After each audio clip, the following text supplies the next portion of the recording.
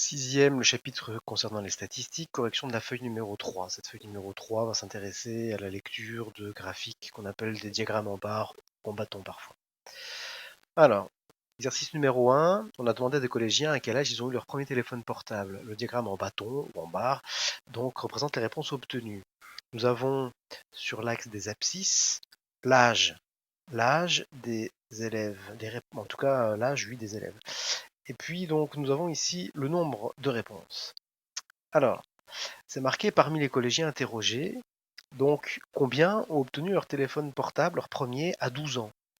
Et donc du coup, ceux qui ont répondu 12 ans, ici, c'est-à-dire l'âge, eh bien ils sont, je regarde la hauteur de cette colonne, ils sont au nombre de 15, ceux qui ont répondu 12 ans. Alors je réponds 15.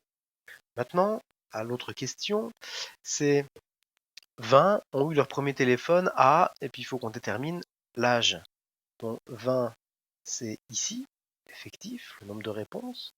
Je regarde, ah ben tiens, cette colonne-là correspond à la hauteur 20, et donc du coup ma réponse c'est bien 11 ans.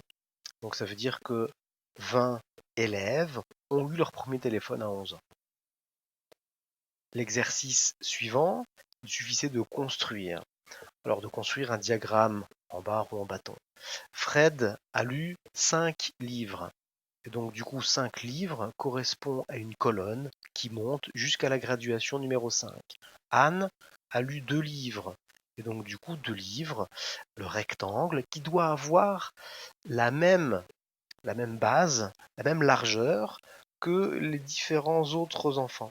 Et donc Anne, le rectangle, va monter jusqu'à la graduation numéro 2. Luc, 3 livres, son rectangle va monter jusqu'à la graduation numéro 3. Marie a lu 6 livres, son rectangle, toujours avec la même base, donc va monter jusqu'à la graduation numéro 6. Et Jeff a lu un seul livre, donc son rectangle va monter jusqu'à la graduation numéro 1. Ce qui est important, c'est que la dimension, cette longueur, soit identique pour chaque élève. Et donc du coup, si on se retrouve avec des rectangles de largeur différente, ça ne conviendra pas. Ensuite, sur l'exercice numéro 3, on donne la proportion, c'est-à-dire le pourcentage de fumeurs, donc en France, en fonction, donc si ce sont des hommes ou si ce sont des femmes, en 2005. Le graphique qui est présent nous permet de répondre à quelques-unes des questions qui sont en dessous. Le pourcentage de fumeurs, alors chez les hommes, de 35 à 44 ans. Donc je vais regarder ici de 35 à 44 ans. Les hommes, on est bien sur la partie la plus foncée. Donc je vais uniquement regarder cette colonne. Et donc la question c'est, ben voilà, en fait, quel est le pourcentage de fumeurs? Et donc le pourcentage de fumeurs, sachant que j'ai bien identifié la colonne, on est bien sur 35%. La question suivante, c'est alors les femmes, cette fois-ci. Donc on est alors sur, je vais souligner les femmes, là, dans la catégorie 25 à 34 ans. Donc 25 à 34 ans, c'est là. Les femmes, donc c'est la partie, le rectangle le plus clair. Donc on est bien sur ce rectangle qui est là. Et donc le pourcentage, je vais regarder sur la droite. Donc on est bien sur 30%. Ensuite, bon, je vais continuer avec cette même méthode. Ce sont les hommes de 65 à 75 ans. Donc ça veut dire que 65-75 ans, c'est ici. Les hommes le plus foncé. Et donc je regarde bien, on est bien sur 10%. Ensuite, on s'intéresse pour la question suivante aux femmes qui ont entre 55 et 64 ans. Et donc du coup, ici, on est bien sur ce rectangle clair. Je regarde, on est bien sur 10% également. Et puis donc on s'intéresse en dernier aux hommes entre 18 et 24 ans. Donc ça veut dire que 18-24 c'est par là. Les hommes c'est le rectangle le plus foncé. Et donc sur ce rectangle là, je regarde bien la graduation qui est là.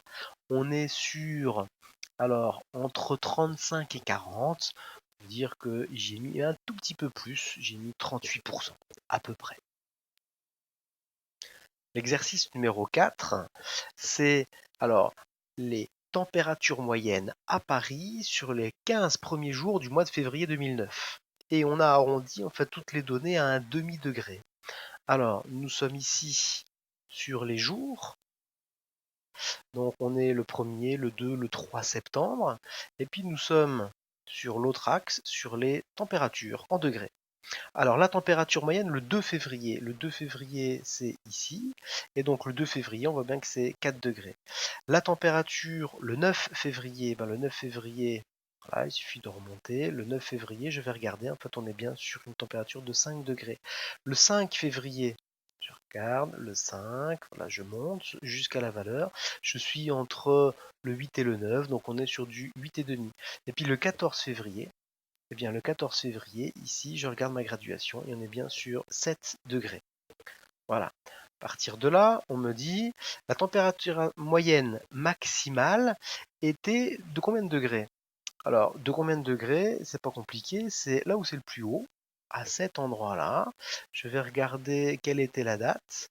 Et donc, on était bien sur une température de 11 degrés et à la date du 10 février. Ensuite, on me dit, voilà la température minimale, c'est-à-dire la température la plus petite. Alors la température la plus petite, ça correspond sur le graphique à ce point-là. Je regarde la date, je regarde les graduations, et donc c'était bien 1,5 degré le 4 février. Pour le dernier exercice, on est sur le poids de Jérôme, qui est un bébé. Donc avec son poids est ici, ce que je suis en train de repasser en bleu. Et nous avons alors ce qu'on appelle une zone entre laquelle, donc toute celle-ci là, une zone où on est sur une situation normale. C'est-à-dire qu'un bébé qui va avoir son poids compris entre ces deux courbes va avoir un poids dans la norme. Et quand on dépasse ce que je viens de colorier, eh bien le poids dépasse la norme et donc du coup le médecin peut être susceptible de s'inquiéter de ce qui se passe. Alors, on va regarder la première question. La première question, c'est les âges, en tout cas les périodes d'âge pendant lesquelles Jérôme est au-dessus du poids maximum. Alors, au-dessus du poids maximum, c'est toute cette partie qui est là. J'ai colorié, en fait, le poids du bébé, en fait, a dépassé, eh bien, la courbe normale. Et puis, à cette période-là, eh bien, le bébé a dépassé les courbes, en fait, normales. Et donc, du coup, il suffit juste, alors j'ai tracé des petits pointillés par là pour qu'on puisse identifier en fait ça correspond à quel âge. Donc sur toute cette période en jaune là, eh bien donc c'est-à-dire de 5 à 10 mois à peu près, Jérôme est au-dessus en fait des normes. Et puis après, alors là on est sur 21 mois, on est sur à peu près 22 mois. Après 22 mois, eh bien la courbe de poids de Jérôme, elle est au-dessus en fait de la norme aussi. Nous avons répondu à la première question. Pour la deuxième question, c'est bien quand est-ce que ce bébé en fait a un poids qui est en dessous de la norme. Et donc du coup, j'ai colorié en fait, ça correspond à cette période qui est par là. On voit bien que cette courbe à ce moment-là, elle est bien en dessous en fait de la courbe basse là, de la norme basse. Et donc du coup, alors on est à peu près sur un mois par là, on a un peu plus de 3 mois. Et donc du coup, la courbe du bébé Jérôme est en dessous en fait des normes, eh bien de 1 mois à 3 mois, un peu plus de 3 mois. Ensuite, toujours sur ce graphique, on me demande de compléter le tableau. Alors, c'est pas compliqué. Quand Jérôme a 0 ans, c'est-à-dire quand il est né, je vais regarder en fait la valeur de ce point qui est là, c'est-à-dire on est à 3,2 kg. Quand Jérôme a 3 mois, je vais regarder alors à peu près en fait par là. Donc on est sur 4,8 kg. Quand Jérôme a 6 mois, je vais regarder concernant sa courbe ici. Je vais regarder en fait ça correspond à peu près à 8,4 kg. À 9 mois, ici je vais regarder la courbe de Jérôme et donc du coup qui correspond à peu près à 9 mois à 9,8 kg. Je vais regarder à 1 an. À 1 an, la courbe est ici, donc du coup ça correspond à peu près à 10,2 kg. À 15 mois, la courbe est ici, et donc du coup ça correspond à peu près à 10,8 kg. À 18 mois, la courbe de Jérôme est ici, ça correspond à 11,3 kg. À 21 mois, la courbe de Jérôme est ici à peu près, ça correspond à 11,4 kg. Et à 24 mois, c'est-à-dire à 2 ans, eh bien la courbe de Jérôme est là, et donc du coup en fait on est bien sur 14 kg. Alors, entre ces deux anniversaires, c'est-à-dire l'anniversaire, c'est quand il a 1 an, c'est le premier anniversaire. Quand il a 2 ans, Jérôme, c'est donc son deuxième anniversaire. Et entre les deux, entre ces deux anniversaires, eh bien, donc l'évolution de son poids, son poids a évolué de 3,8 kg. Il est passé de 10,2 kg à 14 kg, donc il a augmenté son poids de 3,8 kg. Voilà.